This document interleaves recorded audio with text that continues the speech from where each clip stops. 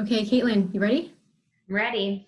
Okay, well, thank you guys so much for joining us. This is our very first Zoom webinar, and we are really excited to have you guys join us today. Just one quick housekeeping issue. We did mute everybody and stop everyone's video just for the ease of administering this little presentation. If at any time you do have any questions or you want us to repeat something, didn't understand something, please feel free to use the reactions button, which is located at the bottom of the Zoom meeting bar. You can click reactions, either use a clap or the thumbs up, and we will see you, call out your name, unmute you, and you will be able to ask your question at that time.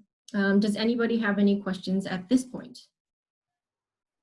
Probably not. Okay, perfect.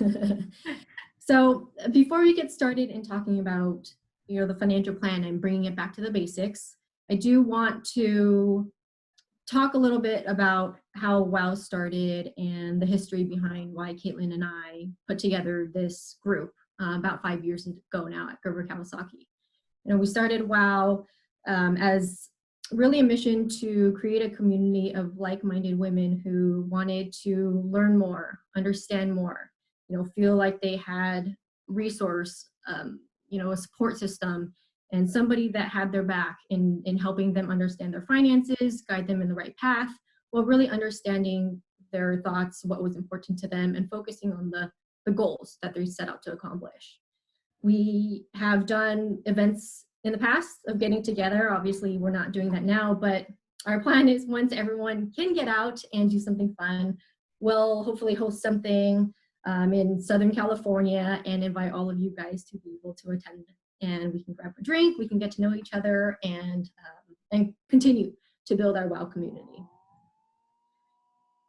Just in starting to talk about financial planning, I think one of two topics that really were important to us was, when considering about bringing it back to the basics, was to focus on your financial plan, right? And we'll talk about investing as part of it, but really focusing on all of the components of what a complete financial plan looks like and what we try to accomplish with every client that comes through our doors. And the financial plan, a complete financial plan, you can think of it as building a house.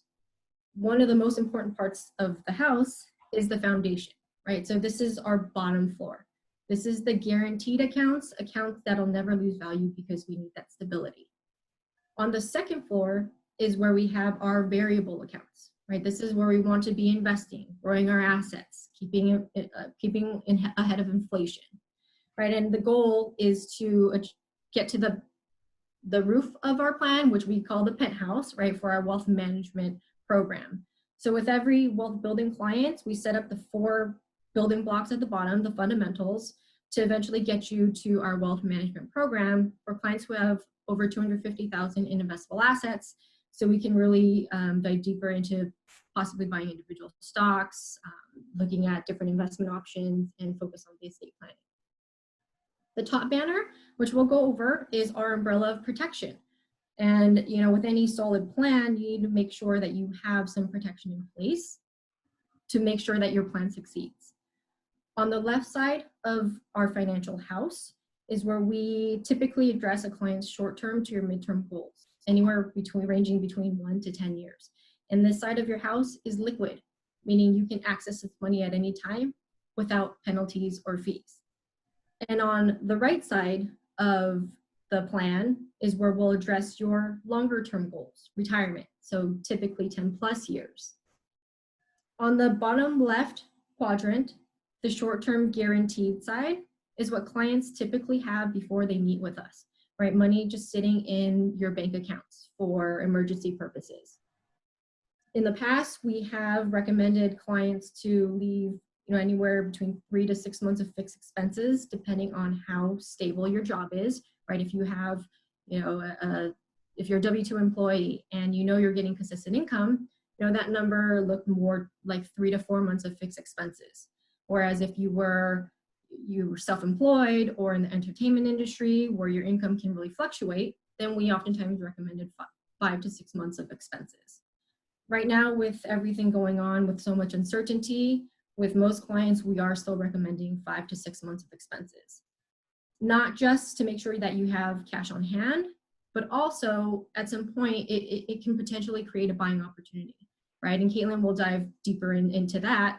But having cash on the sideline means that, if you don't plan on touching this money anytime soon, you have the opportunity to now put this money to work and invest it, on top of having that security blanket the whole time. Moving along up to the top left, where we're addressing your medium-term goals.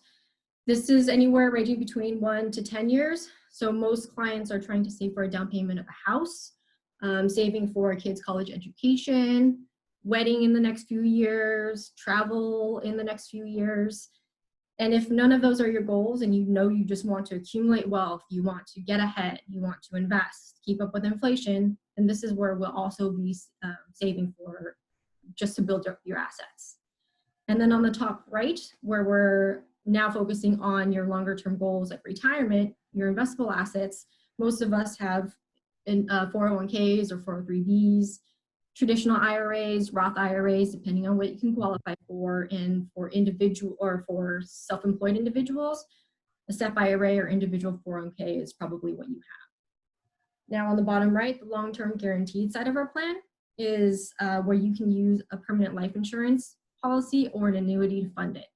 These are a lot more specific depending on your situation. So, so we'll have to have a deeper discussion to see when and which option is appropriate for you. But the basic concept is that if you have money that you've been tucking away in a long-term guaranteed bucket that grows modestly but has no downside risk, it allows you to have options if your investment accounts are going down a little bit right now, right? And you don't want to have to touch that. Perfect example is what we're going through now.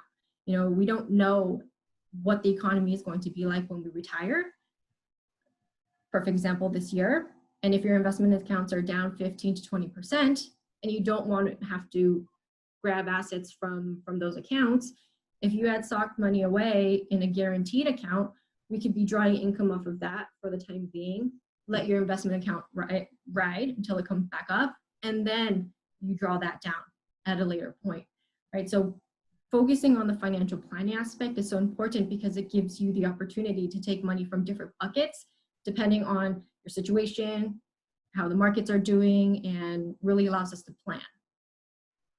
Like I mentioned before, once we have all the fundamentals in place, our goal is to save, invest, accumulate your wealth so we can get to the wealth management, the top portion of your plan. But in order for our plan to continue to be solid and not have a lot of potential risk or damage to the plan, we need an umbrella of protection, right? So this is where our life insurance, health insurance, disability insurance, even car insurance comes in play. Because if I go out and I get into a car accident and I break my arm, and I don't have health insurance, I'm either going to have to tap into my emergency fund or in my investment accounts, and I don't want to have to do that, right? So it's equally as important to have all of these things in place to make sure we achieve financial success. And I know we went through a lot, so I'm going to take a quick breather and ask if there's any questions or if we need to go over any of the things that we just talked about. Otherwise, Kaytlin will shift into budgeting. Okay. Then let's talk about budgeting. And Alan, if you could put the budget page up, that would be wonderful. Like Francine mentioned, having a good understanding of your budget is essential in establishing a financial plan. It's really not about how much you make, but how much you can save. This will ultimately help you get ahead. I've met with many clients who have said they can only save a little bit every month.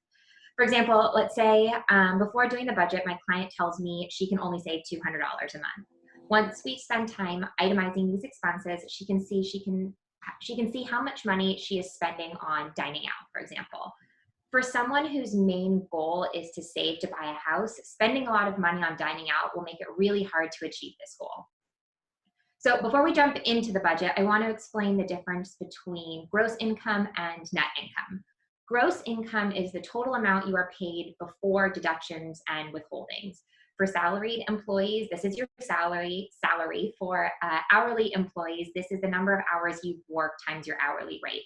Net income is your gross income minus, taxes, deductions, withholdings from your paycheck. Net income is sometimes called your take-home pay and is the amount that your paycheck is actually written for, or what is deposited during direct deposit. Now let's take a look at the budget itself and what percentage of your income you should be spending on these different categories. So as you can see from this sheet that we have pulled up, you should be spending less than 30% of your gross income on housing expenses. Housing expenses is everything. So that means your rent or your mortgage, HOAs, utilities, insurance, repairs, taxes, all of that combined should equal less than 30% of your gross income. For car expenses, we want, it's kind of similar situation. We want it to be less than 10% of your net income. So that would be car payment, gas, insurance, any maintenance and repairs on the car. Same thing with debt, credit cards, student loans. And then Alan, if you could slide up a little bit so we can see the bottom, please, that would be wonderful. Thank you.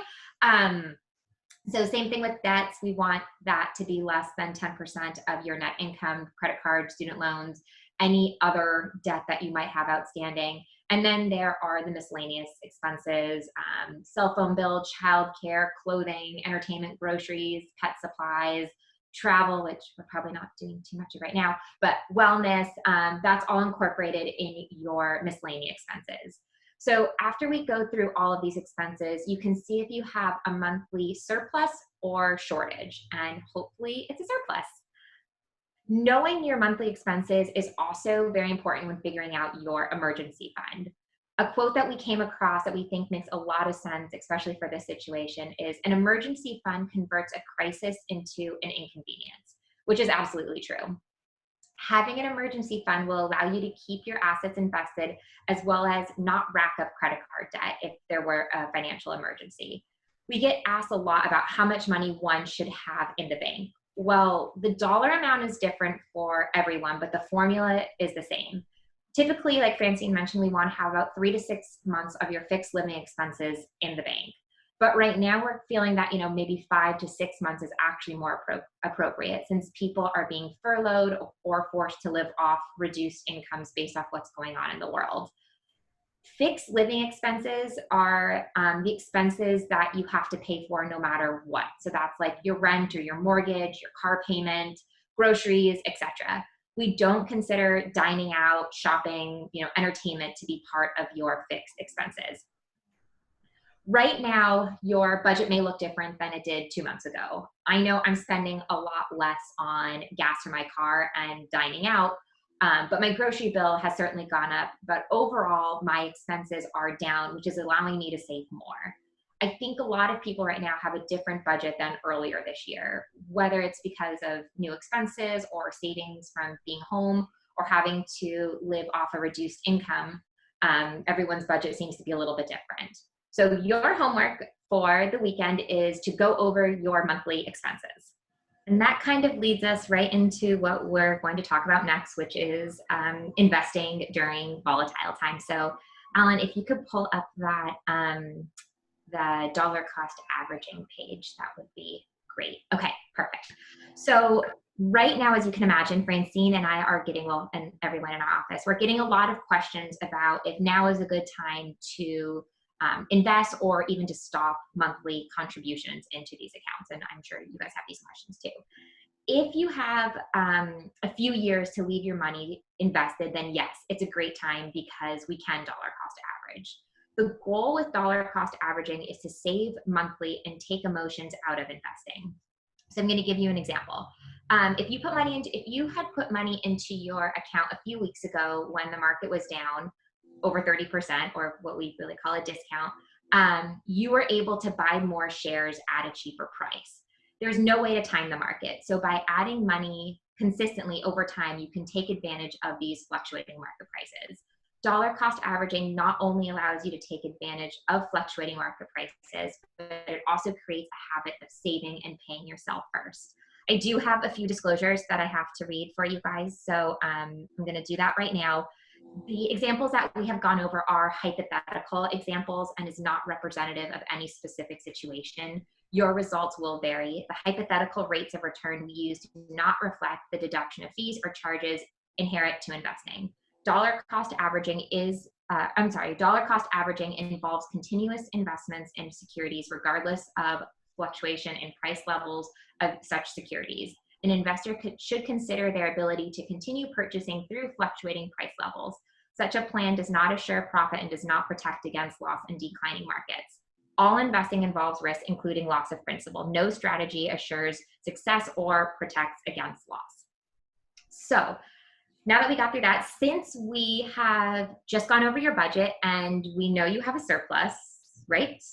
It's important now to save that every month. We recommend setting up automatic saving plans when you get paid. If you wait to save at the end of the month, the money is usually gone and you have less to put away because most people spend whatever in their checking account. By putting money away every month, you are not only increasing your savings, but also taking advantage of fluctuating market prices.